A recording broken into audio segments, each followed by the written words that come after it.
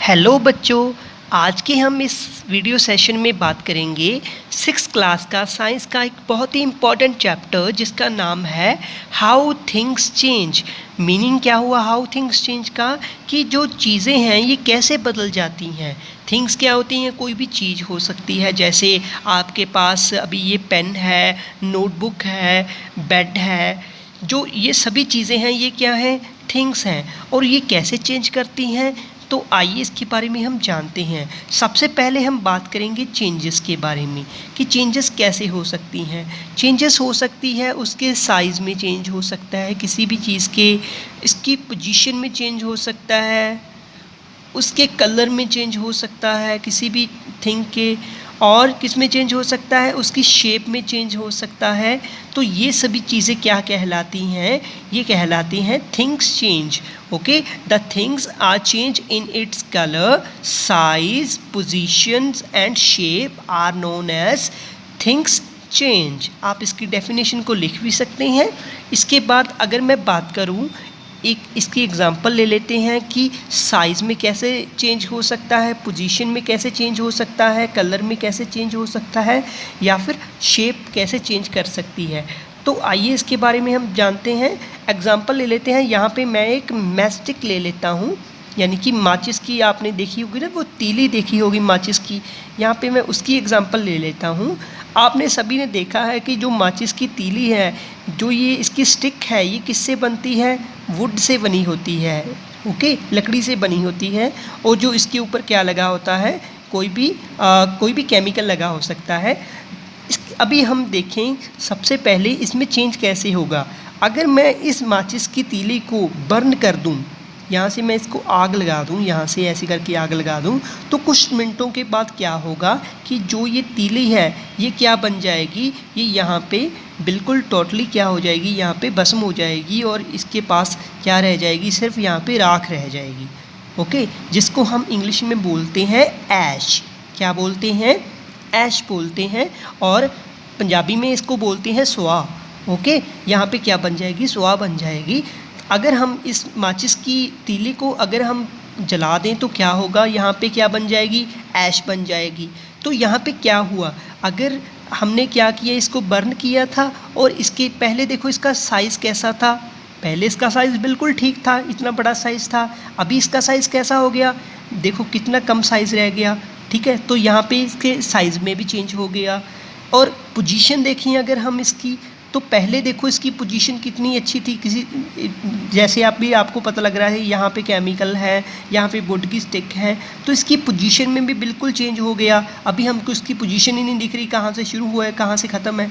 ठीक है, और यहाँ पे अगर मैं इसकी कलर की बात करूँ, तो यहाँ पे वुड का पहले कलर था और यहाँ पे किसी भी केमिकल का कलर था। अभी यहाँ पे ना ही हमें कोई वुड का कलर दिख रहा है, ना ही कोई केमिकल का कलर दिख रहा है। यहाँ पे सिर्फ ऐश का कलर है, जो कि इससे बिल्कुल ही डिफरेंट है। और अगर मैं यहाँ पे बात करूँ शेप की, तो पहले इसकी शेप देखो कैसी थी और अभी इसकी शेप कैसी है। ठीक है, तो ये सभी प्रोसेस क्या कहलाती हैं? इनको हम बोलते हैं थिंग्स चेंज। अगर हम किसी भी सब्सटेंस को बर्न करते हैं या कूल करते हैं, उससे उसकी जो पोजीशन है वो चेंज कर जाए, तो उनको हम बोलते हैं थिंग्स चेंज। अभी जो थिंग्स हैं वो कैसे चेंज करती हैं, इसके बारे में भी हम जान लेते हैं।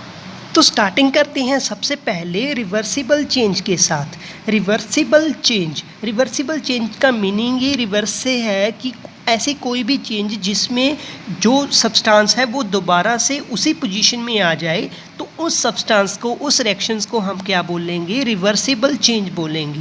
तो जैसे मैं इसकी एग्जांपल ले लेता हूँ।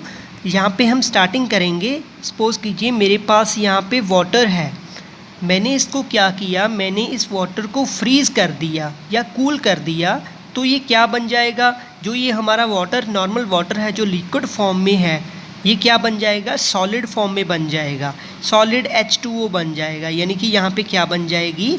आइस बन जाएगी वाटर की। आपने सभी ने देखा ही है ना, अगर आप पानी को फ्रिज में रख देते हो तो उसको क्या बन जाती है, उसकी बर्फ़ बन जाती है। ठीक है, वैसे ही अगर हम यहाँ पे वाटर को फ्रीज़ कर देंगे, फ्रीज़र में रख के फ्रीज़ कर देंगे तो ये क्या बन जाएगी, आइस बन जाएगी।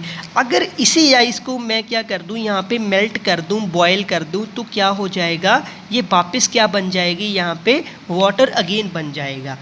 अभी जैसे सपोज़ करो आपके पास यहाँ पे वाटर था, आपने उसको फ्रीज़र में रख दिया तो क्या बन गई, यहाँ से आइस बन जाएगी फ्रीज़र में रखने से। अगर वही फ्रीज़र वाली आइस को आप बाहर निकाल के रख दो कुछ टाइम में सनलाइट की प्रेजेंस में, तो क्या बन जाएगा, उसी जो आइस है वो फिर किस में चेंज हो जाएगी, लिक्विड वाटर में चेंज हो जाएगी। तो इस टाइप की रिएक्शंस को हम बोलते हैं बच्चे रिवर्सिबल रिएक्शन और रिवर्सिबल चेंज। इस टाइप की रिएक्शंस को हम क्या बोलते हैं, रिवर्सिबल रिएक्शन, और इस टाइप के चेंजेस को हम क्या बोलते हैं, रिवर्सिबल चेंज। आइए इसकी डेफिनेशन देख लेते हैं रिवर्सिबल चेंज की। तो आइए इसकी डेफिनेशन के स्टार्ट करते हैं। रिवर्सिबल चेंज का मीनिंग क्या होता है, a change in which we get back the initial substance by reversing action called reversible change।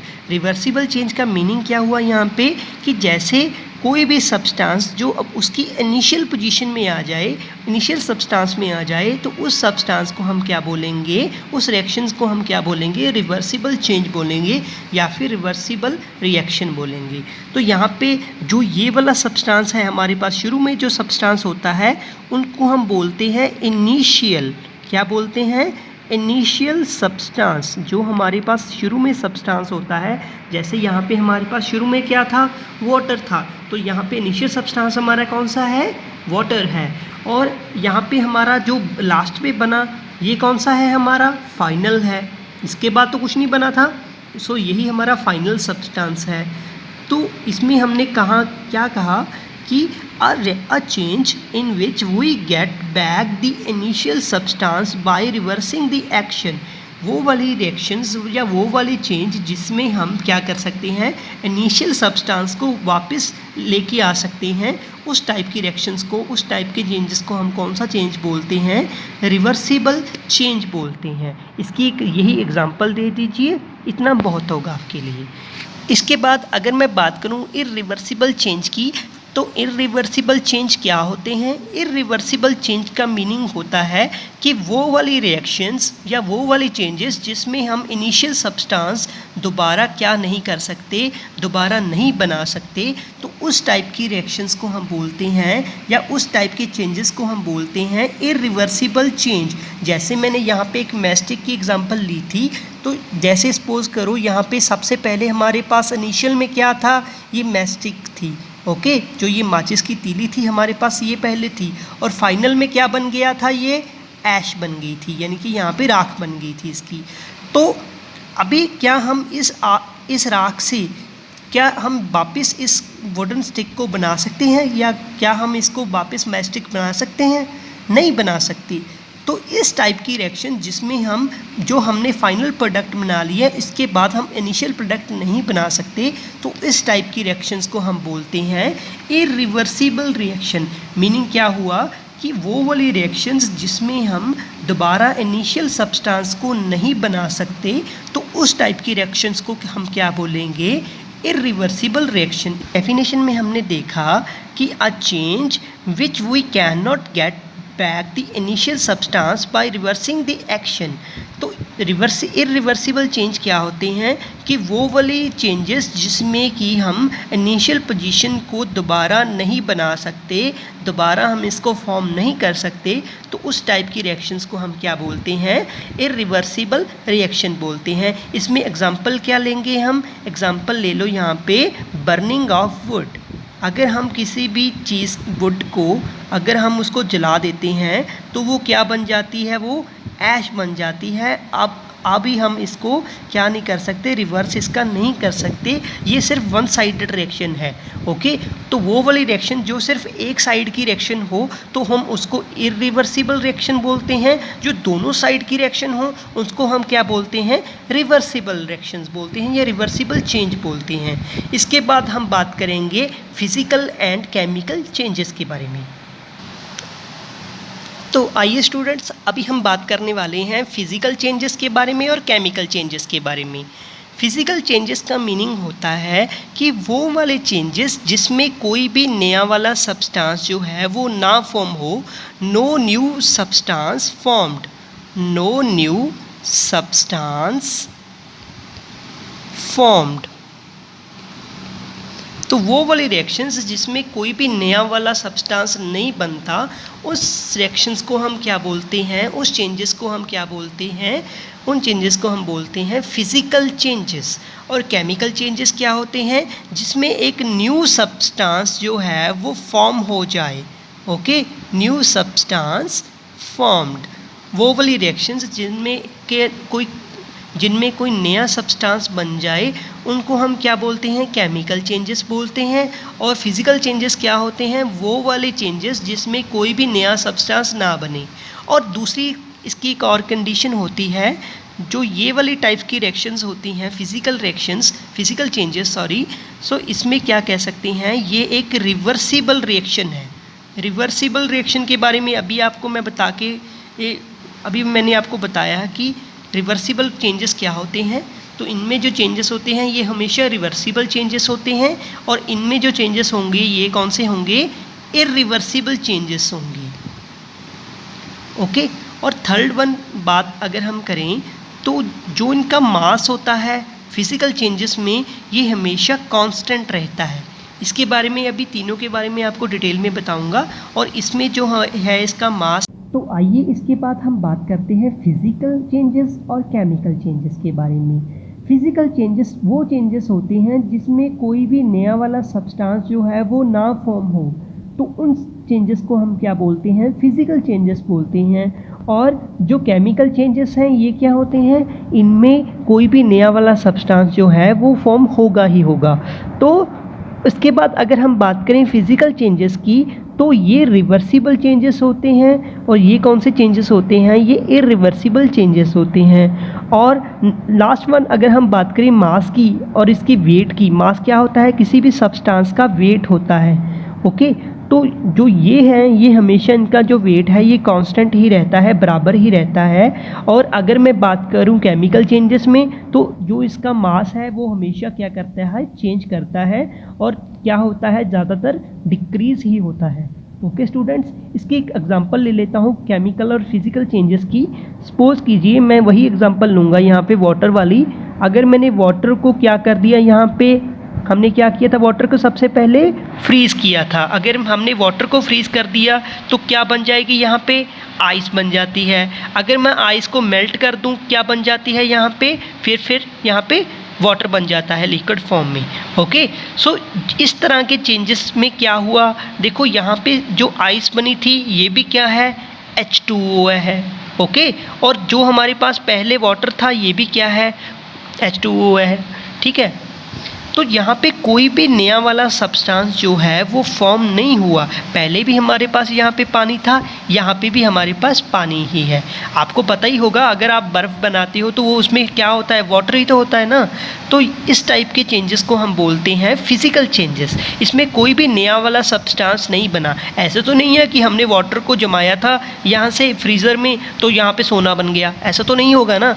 तो क्या बना, यहाँ पे सिर्फ जो ये वाटर है यही सॉलिड फॉर्म में आ गया, और जो यही वाटर है ये किस में फॉर्म में आ गया, यहाँ पे मेल्ट करने पे लिक्विड फॉर्म में आ गया। ओके, तो यहाँ पे कोई भी नया वाला सब्सटेंस जो है वो फॉर्म नहीं होता। तो उस टाइप के चेंजेस को हम बोलते हैं बच्चे फिज़िकल चेंजेस।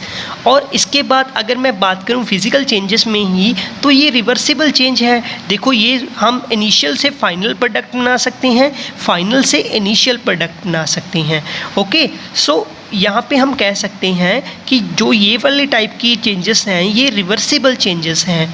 और अगर मैं बात करूँ इसके मास की, जैसे सपोज़ कीजिए यहाँ पे जो इसका मास है, हमने जो वाटर लिया था सबसे पहले इनिशियल में, ठीक है, जो पानी भर के रखा था वो सपोज़ कीजिए यहाँ पे 1 किलो था, और जो इसकी बर्फ़ बनी वो भी कितनी थी, 1 किलो थी। यानी कि जो दोनों का मास है ये हमेशा क्या रहता है, सेम ही रहता है।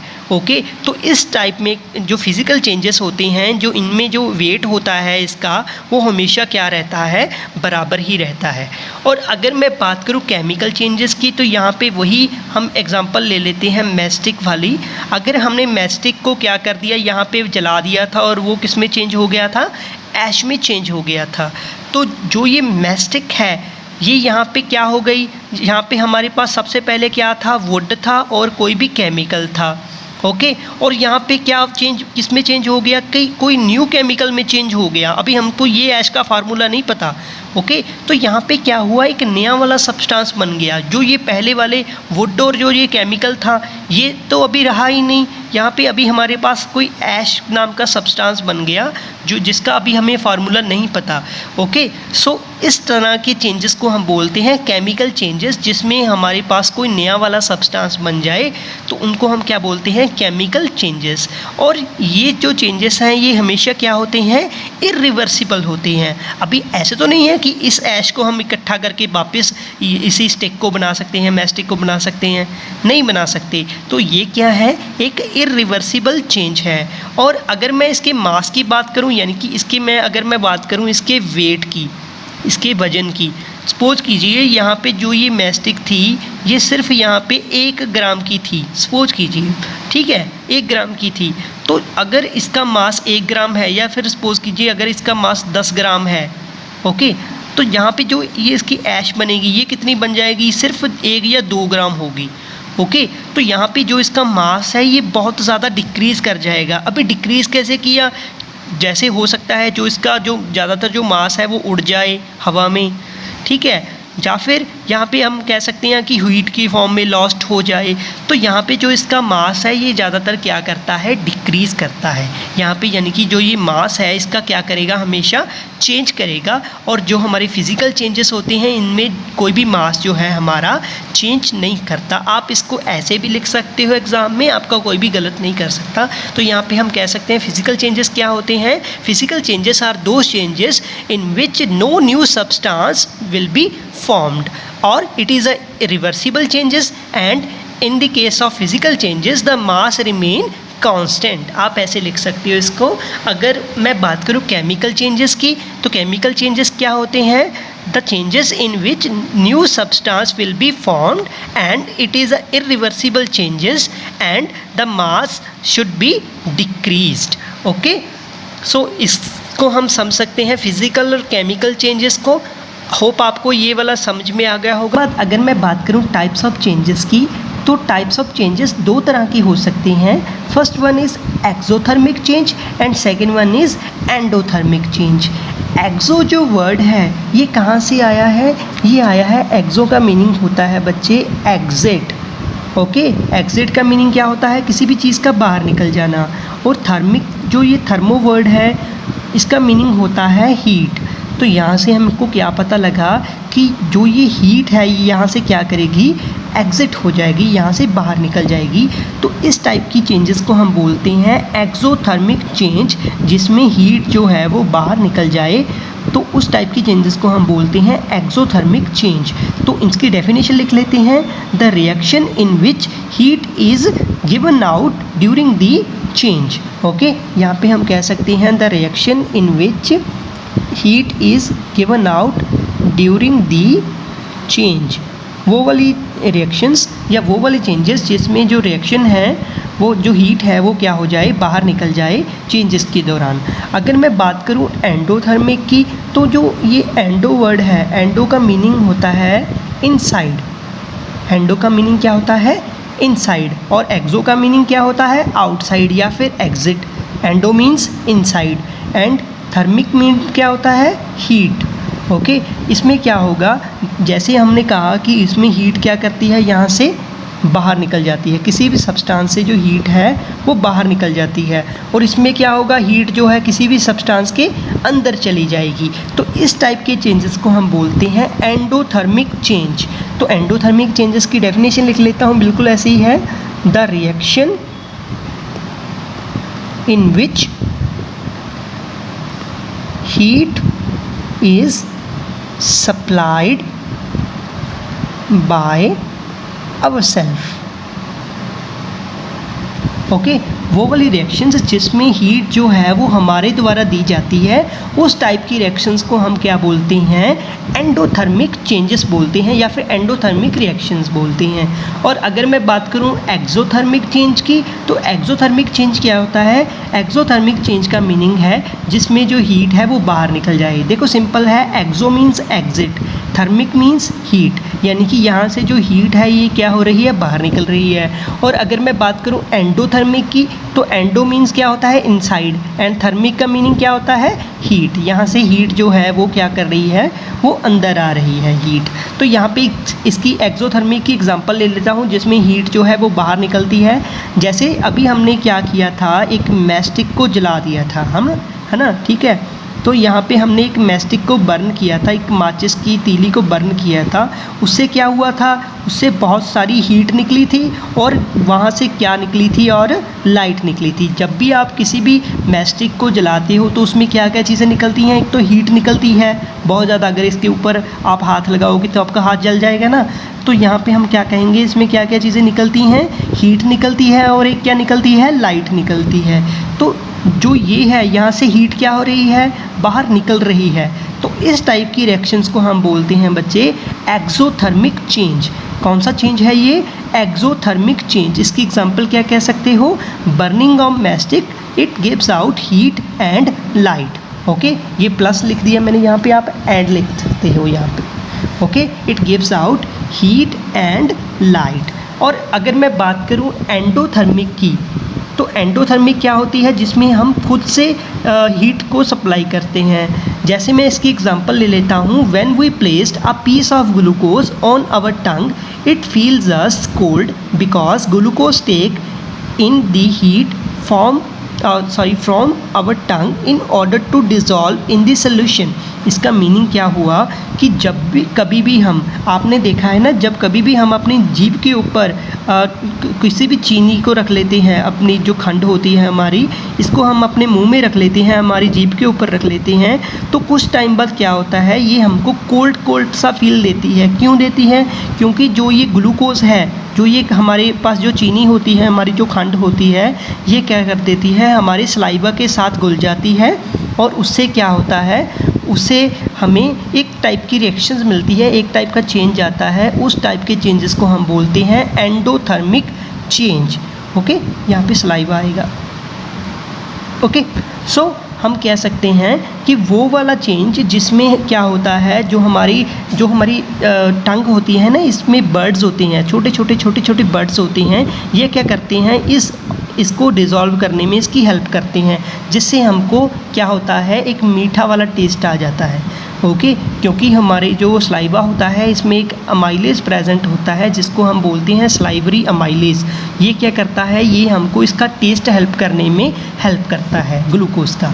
सो यहाँ पे जो ये रिएक्शन हुई या ये चेंजेस हुई इस ग्लूकोज में, वो कौन सी चेंजेस थी, वो थी एंडोथर्मिक चेंज। और जो एक्सोथर्मिक चेंज होती है वो क्या होती है, उसमें क्या होता है कि जो हीट है यहाँ से क्या हो रही है, यहाँ से बाहर निकल रही है, क्या हो रही है, यहाँ पे अब्जॉर्ब हो रही है। जो भी हमने जो ये चीज़ खाई, जो भी यहाँ पे हमने ग्लूकोज ली, वो वहाँ से क्या हुआ, यहाँ से हीट को हमने क्या कर लिया, अब्जॉर्ब कर लिया।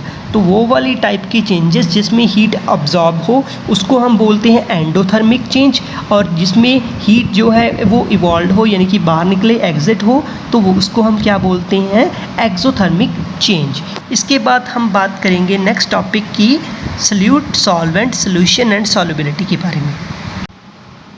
तो आओ बच्चों, अभी हम बात करते हैं सॉल्यूट के बारे में, सॉल्वेंट के बारे में और सॉल्यूशन के बारे में। सबसे पहले जान लीजिए कि सॉल्यूशन क्या होता है। सॉल्यूशन का मीनिंग होता है कि सॉल्यूट और सॉल्वेंट का product, solute plus solvent is equal to solution. अभी आप बोलोगे कि सर ये सॉल्यूट क्या होता है और ये सॉल्वेंट क्या होता है। तो सबसे पहले अगर मैं बात करूँ सॉल्यूट की, तो वो क्या चीज़ होती है, इसकी एक एग्जांपल ले लेता हूँ। आप सभी ने घर पे नींबू पानी वगैरह बनाया है कभी। तो अगर मैं बात करूँ सॉल्यूट की, सॉल्यूट क्या चीज़ होती है, एग्जांपल ले लेते हैं। यहाँ पे मैंने एक ले लिया, लेमन ले लिया। लेमन क्या होता है, आपका नींबू होता है। अगर मैं इसको वाटर में ऐड कर दूँ तो ये क्या बन जाएगा, क्या बन जाएगा आपका, स्कंजवी बन जाएगी आपकी, है ना। ठीक है, तो यहाँ पे हम कह सकते हैं नींबू पानी बन जाएगा आपका। ओके, लेमन जूस कह सकते हो या फिर नींबू पानी कह सकते हो। यहाँ पे आपका नींबू पानी बन जाएगा। तो जो ये लेमन है, अच्छा आप मेरे को ये बताओ कि जो ये यहाँ पे जब कभी भी हम स्कंजवी लेते हैं तो हम ज़्यादा अमाउंट में वाटर को लेते हैं या फिर हम नींबू को लेते हैं? जो ये नींबू का रस है इसको ज़्यादा लेते हैं या फिर वाटर को ज़्यादा लेते हैं? ऑफ कोर्स हम वाटर को ज़्यादा लेते हैं। वाटर को तो हम गिलास भर के ले लेते हैं, बिल्कुल इतना सारा, है ना। और नींबू का रस उसमें कितना डालते हैं, सिर्फ इतना से ही डालते हैं, है ना। ठीक है, तो जो हम ज़्यादा अमाउंट में चीज़ डालते हैं उनको हम बोलते हैं, जो हम ज़्यादा अमाउंट में चीज़ डालते हैं उसको हम बोलते हैं सॉल्वेंट। ओके, क्या बोलते हैं हम उसको, सॉल्वेंट। जो चीज़, वो वाला सब्सटेंस जो एक्सेस अमाउंट में है उनको हम बोलते हैं सॉल्वेंट, और जो हमारा सब्सटेंस कम अमाउंट में है उनको हम बोलते हैं सल्यूट। तो आपको पता लग गया सल्यूट और सॉल्वेंट का क्या मीनिंग होता है। सल्यूट का मीनिंग होता है कि वो वाला सब्सटेंस जो किसी भी रिएक्शन में कम अमाउंट में होता है उनको हम बोलते हैं सल्यूट, और अगर हम बात करें ज़्यादा अमाउंट वाले सब्सटेंस की तो उनको हम बोलते हैं सॉल्वेंट। जैसे इसी रिएक्शन में नींबू को हमने लिया एज अ सल्यूट लिया था और वाटर को कैसे लिया था, एज अ सॉल्वेंट लिया था। और जो ये हमारा लेमन जूस बना है या फिर जो ये हमारा नींबू पानी बना है, ये क्या है एक्चुअल में, ये है हमारा सल्यूशन। इसको हम क्या बोलते हैं, solution. Solute plus solvent is equal to solution. Okay students, इसके बाद अगर मैं बात करूं और भी आप इसकी एग्जांपल ले लेते हो, जैसे आप कभी घर पे दाल वगैरह बनाते हो या फिर चाय वगैरह बनाते हो तो आप इसमें मिल्क जो है वो क्या करते हो, मिल्क ज़्यादा डालते हो। और जो हमारे पास जो टी होती है, चाय पत्ती होती है, ये क्या है हमारी कम अमाउंट में डालते हैं हम। ठीक है, तो यहाँ पे जो टी है ये क्या है, सल्यूट है, और जो ये मिल्क है ये एक्सेस अमाउंट में है, अगर ये क्या हो जाएगा फिर हमारा सॉल्वेंट हो जाएगा। तो यहाँ से क्या बन जाएगा, दोनों मिलके क्या बन जाएगा, आपका चाय बन जाएगी। तो जो ये क्या होगी हमारा यहाँ पे सॉल्यूशन बन जाएगा, हमारा जो टी का सॉल्यूशन है यहाँ पे बन जाएगा। ऐसे ही अगर आप घर पे दाल वगैरह बनाते हो तो दाल हम कम अमाउंट में लेते हैं तो उसको हम क्या बोलेंगे, सल्यूट बोलेंगे। ठीक है, और जो हम उसमें पानी डालते हैं दाल में वो क्या होगा, हमारा सॉल्वेंट होगा। और जो हमारी जब वो दाल पक जाएगी तो हम उसको क्या बोलेंगे, सॉल्यूशन बोलेंगे।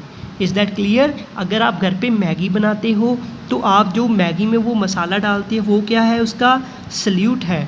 ओके स्टूडेंट्स, और जो हमारे पास जो मैगी है वो लार्ज अमाउंट में है वो क्या है, हमारा सॉल्वेंट है। जब वो पक जाती है वो क्या बन जाता है, उसका सॉल्यूशन बन जाता है। तो इस टाइप के चेंजेस को, इस टाइप के रिएक्शंस को हम बोलते हैं सल्यूट, सॉल्वेंट और सॉल्यूशन। होप आपको ये समझ में आ गया होगा। इसके बाद हम बात करेंगे सॉल्युबिलिटी की। इसके बाद हम बात करने वाले हैं सॉल्युबिलिटी की। सॉल्युबिलिटी क्या होती है इसके बारे में हम जानेंगे। सॉल्युबिलिटी का मीनिंग होता है कि number of gram of solute dissolve in 100 ml of solvent at a particular temperature. Suppose कीजिए मैंने यहाँ पे एक ग्लास ले लिया, बीकर ले लिया, इसमें मैंने क्या किया कि 100 ml वाटर ले लिया। कितना वाटर लिया, 100 मिलीलीटर वाटर ले लिया यहाँ पे। और जो ये वाटर होगा इसको हम क्या बोलेंगे, यहाँ पे क्या होगा, ये सॉल्वेंट होगा, क्योंकि ये यहाँ पे किस अमाउंट में है, लार्ज अमाउंट में है। जो भी क्वांटिटी लार्ज अमाउंट में होती है उसको हम क्या बोलते हैं, सॉल्वेंट बोलते हैं। अभी हमने यहाँ पे क्या किया, वही नींबू वाली एग्जांपल ले लेते हैं। यहाँ पे मैंने लेमन ले लिया, लेमन का थोड़ा सा सॉल्यूशन ले लिया, तो इसको हम बोलेंगे, क्या बोलेंगे, इसको सल्यूट बोलेंगे। यहाँ पे इसको हम क्या बोलेंगे, सल्यूट, क्योंकि जो सल्यूट होता है वो कम अमाउंट में होता है और जो सॉल्वेंट होता है वो क्या होता है, एक्सेस अमाउंट में होता है। तो यहाँ पे हमने क्या किया कि 10 ग्राम, सपोज कीजिए यहाँ पे 10 मिलीलीटर हमारे पास क्या था, नींबू का रस था। तो हमने इस नींबू के जो ये नींबू का जो ये सल्यूट है इसको हमने क्या लिया, 10 ग्राम ले लिया, 10 मिलीलीटर ले लिया सॉरी, और किस में डिज़ोल्व कर दिया, इसको 100 ml ऑफ सॉल्वेंट में डिज़ोल्व कर दिया। तो ये कम्प्लीटली इसमें क्या किया, इसके बाद हमने इसको स्टिर कर दिया, घुमा दिया। तो उसके बाद क्या होगा कि ये कम्प्लीटली इसमें मिक्स हो जाएगा। तो ये इस चीज़ को हम बोलेंगे इसकी सॉल्युबिलिटी। सॉल्युबिलिटी का मतलब होता है number of gram of solute dissolve in 100 ml of solvent at a particular temperature is known as solubility।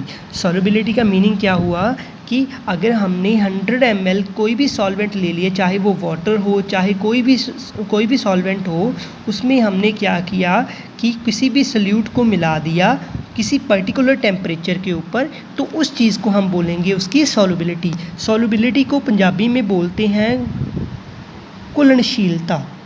Okay, घुलनशीलता का मतलब होंगे बच्चे कि वो कितना घुल सकता किसी भी सबसटांस दे विच। जिवें मैं एक एग्जाम्पल लवां, मान लो आप यही नींबू वाली एग्जाम्पल लै लीए, आप एक नींबू लिया, उन्होंने की किया वाटर दे 100 ml वाटर लिया, आप की किया उन्होंने डिजोल्व करता, तो वह की होगी वो सॉल्युबिलिटी होगी भी वो एक नींबू का रस है जोड़ा वो किन्ने पानी दे घुल सकता, वो सॉल्युबिलिटी होगी। इस तो बाद आप गल करन लगे हैं सैचुरेटेड सल्यूशन की।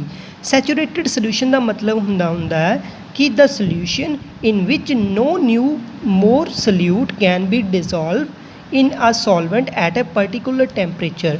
सपोज करो मेरे पास एक बीकर है ये या गिलास लगा लो, ये आप बच्चे 100 ml आप की करता 100 ml आप उरे की ले लिया वाटर ले लिया, वाटर की है उरे एक्सैस अमाउंट दे विच है। सपोज करो मेरे को ये की है ये अपना सॉल्वेंट है। ओके, जिहड़ी चीज़ एक्सैस अमाउंट च होंदी उहनूं आपां की बोलदे ने हमेशा सॉल्वेंट बोलते हैं। तो जिहड़ा उरे अपने कोल जिहड़ा सॉल्वेंट लिया आपां ਇਹਦੇ ਵਿੱਚ ਸਪੋਜ਼ ਕਰੋ ਪਹਿਲਾਂ ਆਪਾਂ ਉਰੇ ਕੀ ਕੀਤਾ ਸੀ ਬੱਚੇ, ਸਿਰਫ 10 ਮਿਲੀਲੀਟਰ ਕੀ ਲਿਆ ਸੀ ਸਲਿਊਟ ਲਿਆ ਸੀ। ਸਪੋਜ਼ ਕਰੋ ਬੱਚੇ ਤੁਸੀਂ ਇਹਦੇ ਵਿੱਚ ਨਿੰਬੂ ਦਾ ਰਸ ਪਾਈ ਚੱਲੋ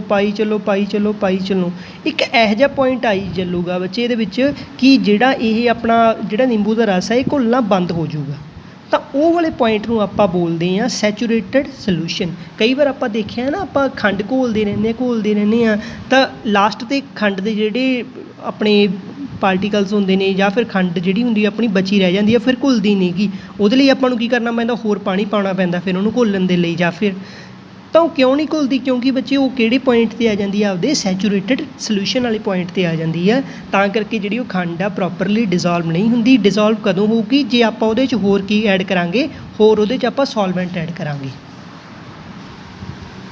ਸੋ ਬੱਚੇ ਇੱਥੋਂ ਆਪਾਂ ਨੂੰ ਕੀ ਪਤਾ ਲੱਗਿਆ, ਇੱਥੋਂ ਆਪਾਂ ਨੂੰ ਇਹ ਪਤਾ ਲੱਗਿਆ ਕਿ ਜਦੋਂ ਕੋਈ ਵੀ ਸਲਿਊਟ ਸੋਲਵੈਂਟ ਦੇ ਵਿੱਚ ਜਿੰਨਾ ਚਿਰ ਤੱਕ ਘੁਲੀ ਜਾਂਦਾ, ਓਕੇ, ਜਿੰਨਾ ਚਿਰ ਤੱਕ ਮਿਕਸ ਹੋਈ ਜਾਂਦਾ, ਉਹ ਤਾਂ ਹੁੰਦੀ ਹੈ ਬੱਚੇ ਉਹਦੀ ਸੋਲੂਬਿਲਿਟੀ। ਜਦੋਂ ਉਹ ਮਿਲਣਾ ਬੰਦ ਕਰ ਦਿੰਦਾ ਜਾਂ ਫਿਰ ਘੁਲਣਾ ਬੰਦ ਕਰ ਦਿੰਦਾ, ਉਹਨੂੰ ਆਪਾਂ ਬੋਲਦੇ ਹਾਂ ਸੋਲੂਸ਼ਨ ਕਿਹੜਾ, ਸੈਚੂਰੇਟਡ ਸੋਲੂਸ਼ਨ ਬੋਲਦੇ ਹਾਂ ਉਹਨੂੰ ਆਪਾਂ। ਹੋਪ ਤੁਹਾਨੂੰ ਇਹ ਸਮਝ ਆਇਆ ਹੋ। ਇਸ ਤੋਂ ਬਾਅਦ ਆਪਾਂ करांगे एक्सट्रैक्शन ਤੇ कॉन्ट्रैक्शन।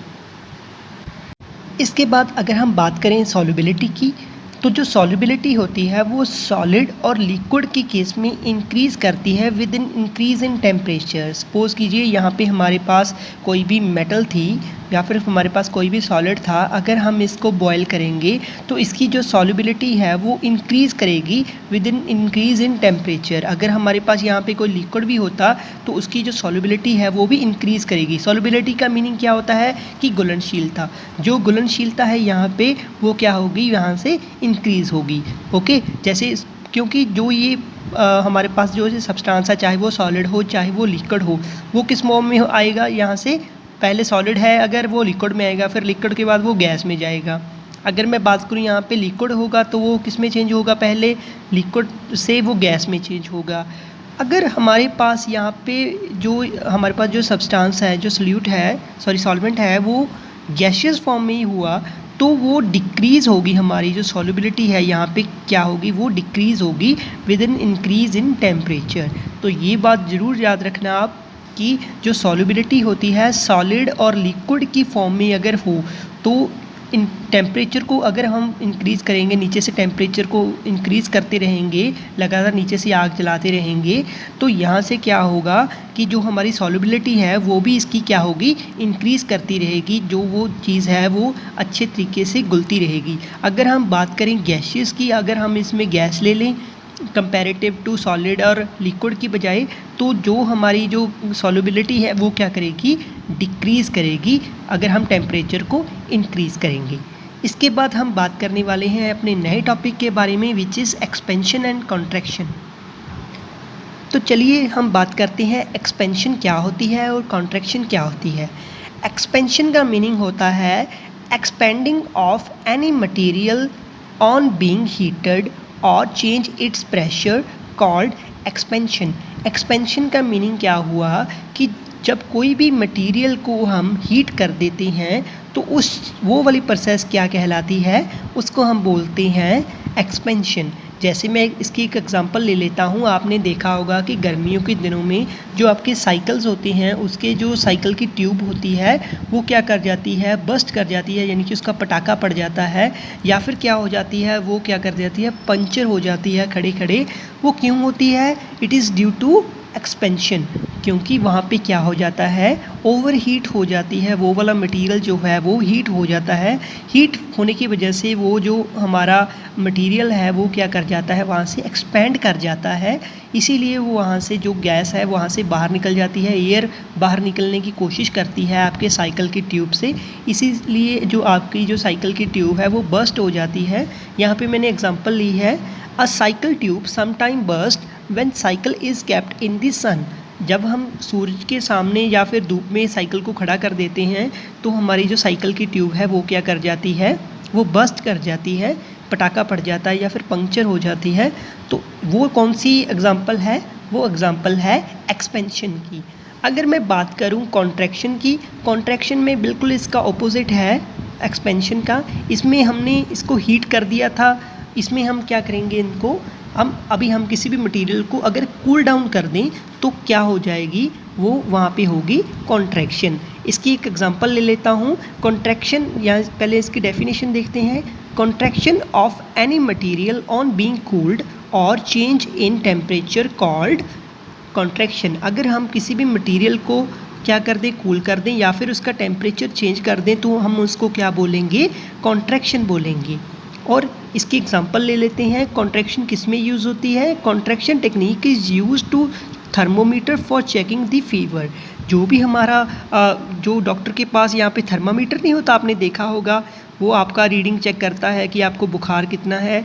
वो जो उसमें मरकरी होती है वो किसके ऊपर बेस्ड काम करती है, वो कॉन्ट्रैक्शन के ऊपर बेस्ड काम करती है। वो जो हमारे पास थर्मामीटर होता है, डॉक्टर क्या करते हैं, उसको हमारे माउथ में डाल देते हैं, तो हमारे माउथ में जितनी भी हीट होती है वो किस में चली जाती है, वो हीट हमारी चली जाती है किसमें, उस ट्यूब में चली जाती है। वो ट्यूब अपने आप को कूल रखने की कोशिश करती है, इसलिए जो वो मरकरी है वो ऊपर की साइड को भागता है ताकि वो कूल हो जाए। तो इसी से हमारा जो टेम्परेचर है माउथ का वो पता लग जाता है। होप आपको ये आज का लेक्चर समझ में आया होगा। अगर आपको कोई भी प्रॉब्लम है तो आप मेरे को बता सकते हो, आप इस चैनल के ऊपर मेरे को कमेंट कर सकते हो। प्लीज़ इस चैनल को ज़रूर सब्सक्राइब कीजिए और अपने फ्रेंड्स के साथ भी शेयर कीजिए। Thank you so much.